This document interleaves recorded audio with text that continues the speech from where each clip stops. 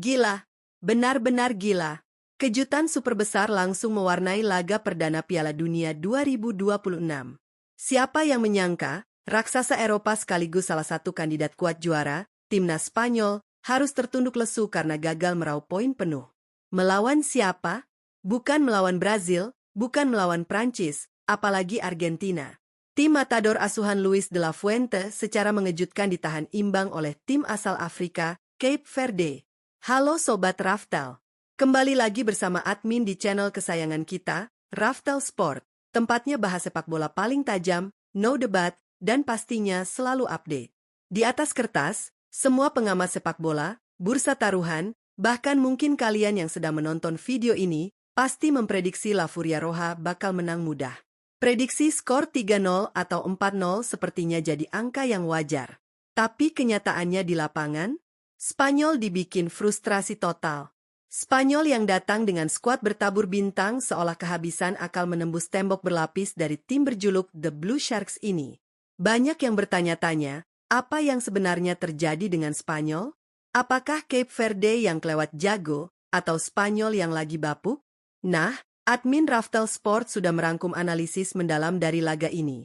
Pantes aja gagal menang. Ternyata, ini dia 4 faktor utama penyebab timnas Spanyol gagal menang melawan Cape Verde di Piala Dunia 2026 versi Raftel Sport.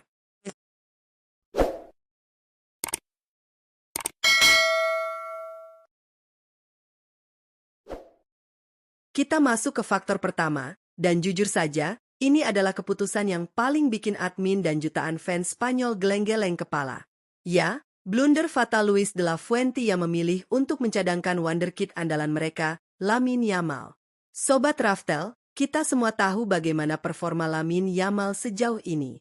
Sejak meledak di Euro 2024 dan semakin matang bersama Barcelona hingga tahun 2026 ini, Yamal adalah nyawa dari sayap kanan Spanyol. Pemain muda ini punya atribut yang tidak dimiliki pemain sayap Spanyol lainnya, kecepatan, visi bermain yang tidak tertebak, keberanian melakukan cut inside, dan kemampuan dribbling 1 lawan 1 yang mematikan. Tapi apa yang dilakukan De La Fuente? Sang pelatih secara mengejutkan melakukan rotasi terlalu dini di pertandingan pembuka.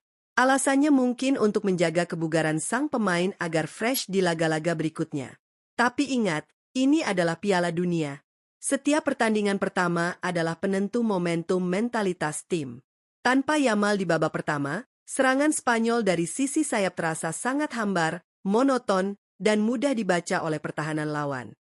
Pemain pengganti yang mengisi posisinya gagal memberikan ancaman yang sama.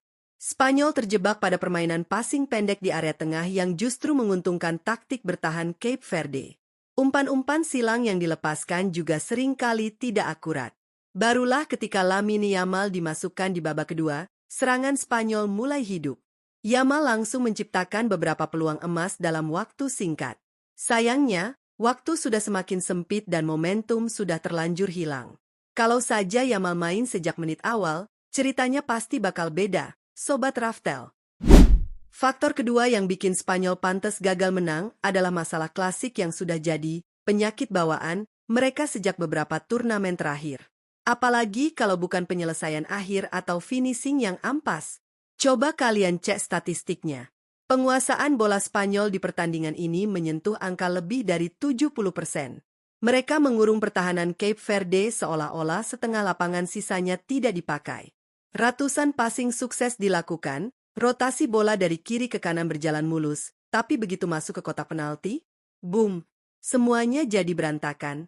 Para penyerang Spanyol berkali-kali membuang peluang yang seharusnya 99% menjadi gol. Oyarzabal dan kawan-kawan terlihat sangat tumpul. Ada momen di mana pemain Spanyol sudah berhadapan 1 lawan 1, tapi tendangannya malah melebar. Ada juga momen di mana bola rebound gagal dimanfaatkan karena lambatnya respons pemain depan.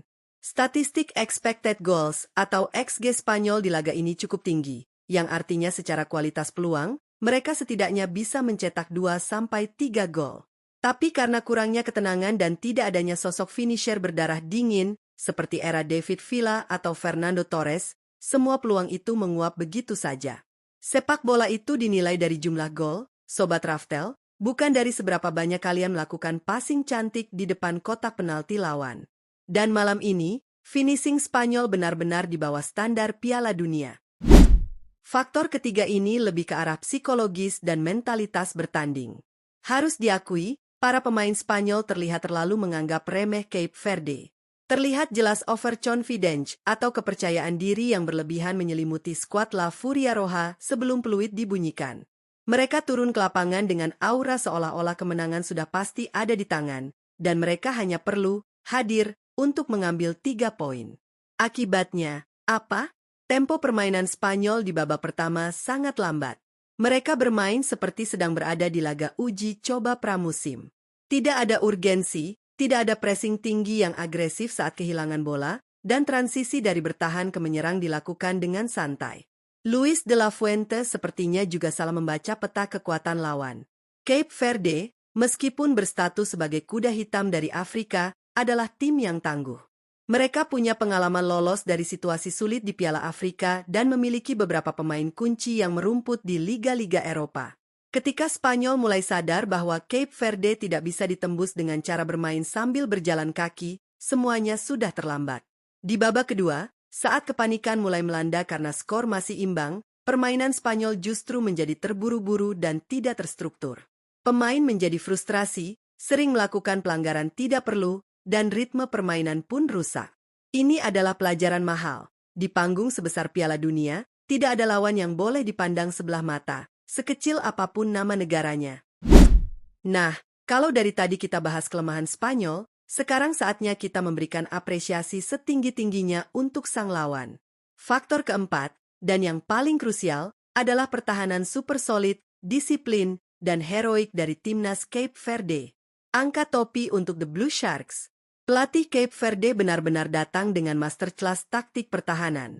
Menyadari mereka kalah secara kualitas individu dan tidak mungkin meladeni permainan terbuka Spanyol, mereka menerapkan strategi low block yang sangat rapat. Formasi 5-4-1 atau 4-5-1 yang mereka mainkan sukses menciptakan tembok tebal di depan area penalti. Jarak antar lini sangat rapat, sehingga pemain-pemain kreatif Spanyol seperti Pedri, Fabian Ruiz, atau Dani Olmo tidak punya ruang untuk melepaskan umpan terobosan. Setiap kali pemain Spanyol memegang bola di sepertiga akhir lapangan, selalu ada 2 atau 3 pemain Cape Verde yang langsung menutup ruang tembak. Mereka melakukan tackle-tackle bersih, blok tembakan yang berani mengorbankan badan, dan memenangi duel-duel udara di dalam kotak penalti. Dan kita tidak boleh melupakan pahlawan utama mereka di bawah mistar gawang. Kiper Cape Verde tampil kesetanan malam ini. Ia mencatatkan lebih dari 7 penyelamatan krusial, termasuk menepis tembakan jarak dekat di menit-menit akhir pertandingan. Penampilan sang kiper memberikan rasa aman bagi para pemain bertahan untuk terus berjuang menahan gempuran hingga tetes keringat terakhir. Hasil imbang ini bukanlah sebuah kebetulan, melainkan hasil dari kerja keras, disiplin taktik, dan semangat pantang menyerah yang luar biasa dari anak-anak Cape Verde. Jadi begitulah, Sobat Raftel, 4 faktor utama kenapa timnas Spanyol secara mengejutkan gagal menang melawan Cape Verde di laga perdana Piala Dunia 2026. Blunder mencadangkan Lamine Yamal, penyelesaian akhir yang memble, mentalitas menganggap remeh lawan, dan tentu saja, tembok tebal non-heroik dari Cape Verde menjadi kombinasi sempurna yang meruntuhkan prediksi dunia. Bagi Spanyol, hasil ini jelas menjadi alarm bahaya yang sangat nyaring. Luis de la Fuente harus segera mengevaluasi taktik dan memulihkan mental pemainnya jika tidak ingin angkat koper lebih awal dari turnamen ini. Sementara bagi Cape Verde, 1 poin dari tim raksasa adalah sejarah baru dan modal berharga untuk bermimpi lolos ke babak selanjutnya. Bagaimana menurut kalian, Sobat Raftel? Siapa yang paling pantas disalahkan atas hasil imbang timnas Spanyol ini? Apakah murni karena taktik de la Fuente, atau memang para pemainnya yang lagi underperform? Silakan tulis pendapat liar dan analisis kalian di kolom komentar di bawah. Jangan lupa untuk klik tombol like kalau kalian suka dengan pembahasan kali ini, share video ini ke teman-teman tongkrongan kalian, dan pastinya tekan tombol subscribe serta nyalakan lonceng notifikasinya biar kalian gak ketinggalan update terbaru seputar Piala Dunia 2026 hanya di Raftel Sport. Terima kasih sudah menonton sampai habis. Admin Raftel Sport pamit undur diri. Salam olahraga. Dan sampai jumpa di video analisis seru berikutnya. Ciao!